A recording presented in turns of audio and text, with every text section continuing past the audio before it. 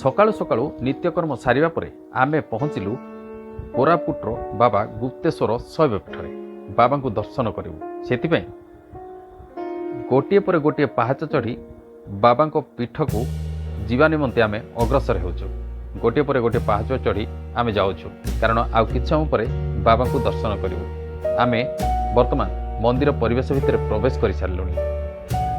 କର୍ପୂର ଗୌରମ କରୁଣାବତାରମ ସଂସାର ସାରମ भुजगेन्द्रहारं सदा वसन्तं हृदयारविन्दे भवं भवानी सहितं नमामि। हर हर महादेव, हर हर महादेव। देखंतु किभଳି गोटे भक्त गंजेई टाणिबारे व्यस्त आ कुहुला सते जेमति पुरुणा रेल इंजिन रो कुहुला।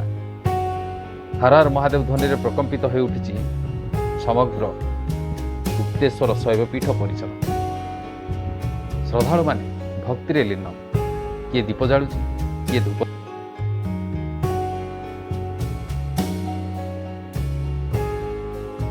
आमे भी जाऊँ कारण गोटे उपर गोटे पाँच चढ़ी आम शिखर को पहुँची गलुणी। एबे ओह्लैबू कारण बाबा गुंफा भितर पूजा पाउछन्ति।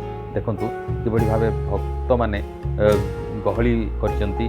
बहुत संख्यार श्रद्धालु एठाକୁ आछन्ति प्रतिदिन बाबा दर्शन पाई, बाबा आशीष भिक्षा पाई। अनेक लोकंकर मानसिक मध्य पूरण होउछि, सेतिपई एठाକୁ धाई आछन्ति बाबा को टिके दर्शन करिवे, बाबा को टिके पादुका पाइबे। सेतिपई देखंतु मो आखि आगरे जो पत्थर संधि अछि, खोल अछि, सेई खोल भितर बाबा पूजा पाउछन्ति। कारण ए जो पत्थर संधि बाबांकर कौन मंदिर नाही, यही पत्थर गुंफा भितर बाबा आविर्भाव होइछन्ति। कहीं केहू आवाहन कालरू बाबा गुप्तेश्वर ये गुंफा भितर विराजित। आउ ए गुंफा भितर को जीवा पई हेले प्रवेश द्वार गोटे अलगा अछि, आउ प्रस्थान द्वार मध्य गोटे अलगा अछि। देखंतु ए जो पूजक वर्तमान भिडियो रे जहाँ देखुचंती, ए पूजक सेवायत बाबांकर सेवायत से बाहरुचंती।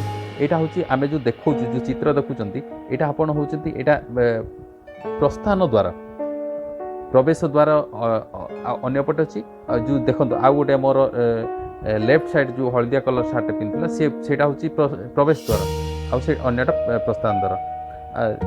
पीठर हुशियार रहिबे कारण मांकड़ माने प्रबल जोर रहउचंती। आपण जदि किछि फलमूल धरिकी जाउथिबे ताल छड़ेई नेबार भी भय रहउची। आमे दर्शन सारिकी वर्तमान फेरुचु। गोटे पर गोटे पाहाच ओल्हेबार लागिछि, कारण बहुत गुटे पाहाच चढ़िबे पुणी खसिबे, बाबा को दर्शन करेंगे। मंदिर परिवेश एते मनोरम, एते सुंदर, एते आकर्षणीय होती आपड़ न देखिले केबे विश्वास करें। मु एक भी कहबी जे आपड़ गुप्तेश्वर शैवपीठ को जेबे थरे जाइछन्ति द्वितीय थर जावाक निहाती इच्छा करेंगे। बहुत गुड़े हजार हजार संख्यार प्रतिदिन श्रद्धालु आसुछन्ति, बाबा को आशीष लाभ करछन्ति। गुप्तेश्वर बाबा शैवपीठ कोरापुट जिले में अवस्थित। कोरापुट जयपुर होकि आपड़ आसवाक पड़ो। यही शैवपीठ पूर्वर मु थरे जाइली किंतु सेतेटा रास्ता भल नथिला, किंतु एबे रास्ता चकाचक होती, गाड़ी मोटर जीवार कौन असुविधा ना, किंतु हुशियार जावाक पड़ो। अनेक गुड़े बुलानी रास्ता रही। शैवपीठ बाबांकर दर्शन करने पर आम फेरुचु। अनेक गुड़े श्रद्धालु दर्शन करके फेरुचंती। आ निज निज मोबाइल फोन रे बाबा मंदिर परिवेश को स्मृति करी रखिया पई, साहित्य करी रखिया पई सेल्फी मध्ये नउचंती। आमे मध्ये सेल्फी नेइचु। हर हर महादेव, हर हर महादेव। विशेषकर श्रावण मास रे बाबा गुप्तेश्वर पीठ रे प्रबल भिड़। जय श्री राम।